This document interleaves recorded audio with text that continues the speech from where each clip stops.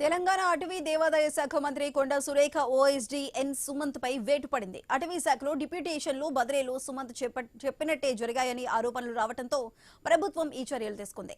కొండా సురేఖ మంత్రిగా బాధ్యతలు చేపట్టినప్పటి నుంచి సుమంత్ ఆమె ఓఎస్డీగా కొనసాగుతున్నారు. కాలుష్య నియంత్రణ బోర్డులో కాంట్రాక్టు ప్రాతిపదికన ఏడాది కాల వ్యవధిలో ఓఎస్డీగా 2023 డిసెంబర్ 17న సుమంత్ నియమితులయ్యారు. ఆ తర్వాత ఈ ఏడాది డిసెంబర్ 16 వరకు కాంట్రాక్టు పొడిగించారు.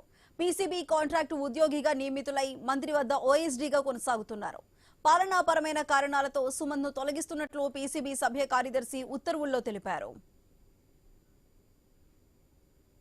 అది దీనికి సంబంధించి పూర్తి అప్డేట్స్ మా ప్రతినిధి ప్రశాంత్ అందిస్తారు. ప్రశాంత్ చెప్పండి, కొండా సురేఖ ప్రైవేట్ ఓఎస్డీ సుమంత్ అయితే తొలగించారు, మరి దీనికి సంబంధించి పూర్తి అప్డేట్స్ ఏంటి?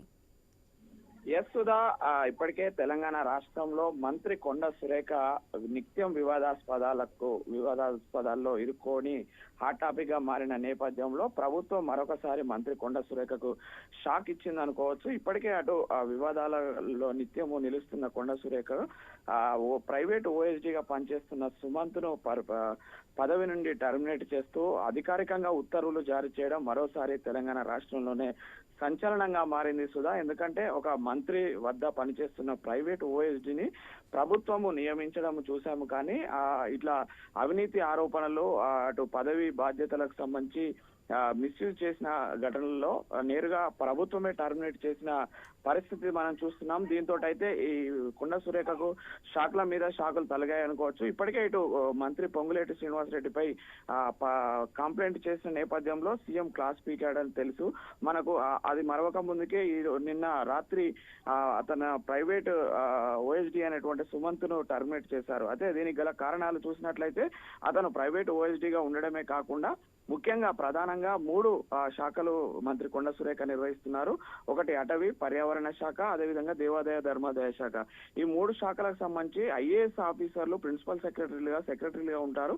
వాళ్ళ పైన కూడా అజమాయిషి చేయడమే కాకుండా అతను ఐఏఎస్ లను సైతం లెక్క చేయకుండా అతను మంత్రి పేరు చెప్పి వాళ్ళందరినీ కూడా భయభ్రాంతులకు గురి చేయడమే కాకుండా అక్కడ జరిగేటువంటి పనులకు కావచ్చు, కార్యక్రమాలకు సంబంధించి కావచ్చు, ఉద్యోగాల నియామకాలకు సంబంధించి కావచ్చు, అన్నిట్లలో తలదూర్చి తన యొక్క పెత్తనాన్ని, తన యొక్క ఇంటర్న్షిప్ ను వాళ్ళ మీద రుద్దడంతో ఐఏఎస్ లు ఇప్పటికే అసహనంతో ఉన్నారు. అయితే ఈ నేపథ్యంలో నేరుగా చీఫ్ సెక్రటరీకి, సీఎం కి ఈ విషయం చేరవేయడంతో అయితే ఓఎస్డీని ఈ యొక్క తొలగించినట్లు మనకు విశ్వసనీయ సమాచారం తెలుస్తుంది. ఇదే శాఖలలో అవినీతిని, అదేవిధంగా ఇలాంటి ఉద్యోగాలు ఇప్పిస్తామని చెప్పేసి మిస్యూజ్ చేయడాన్ని ప్రభుత్వానికి చెడ్డ పేరు వస్తుంది. కాబట్టి ఇలాంటివి సహించేది లేదంటూ కూడా ఇప్పటికే సీఎం పదే చెప్తున్నాడు. శాఖాపరమైన విషయాలకు సంబంధించి అందరూ కూడా నిబద్ధతో ఉండాలి. ఎవరి శాఖలలో వాళ్ళు ఏం జరుగుతుందనేది నేను ప్రతి నెల రిపోర్ట్ తెప్పించుకుంటున్నానని చెప్పినప్పటికీ కూడా మంత్రులు కొంత అలసత్వంతో ఉండడంతో ఈ యొక్క కొండా సురేఖకు ప్రభుత్వం ఇలా షాక్ ఇచ్చిందనేది చర్చ జరుగుతుంది. Right Prashant, thank you.